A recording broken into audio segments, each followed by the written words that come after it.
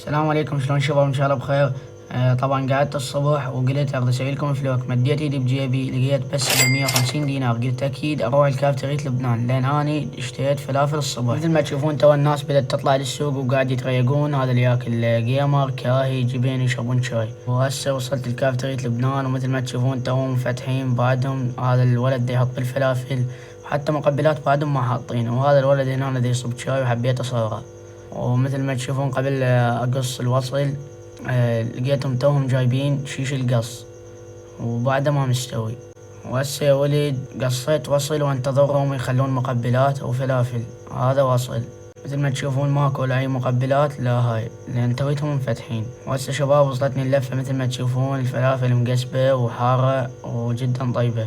وهسه يا ولد نقول بسم الله وناكل اللفة، وأكيد راح نخلي لها عنبة. اللفة ما تكمل إذا مو وياها عنبة. الشعب العراقي كله يخلي عنبة.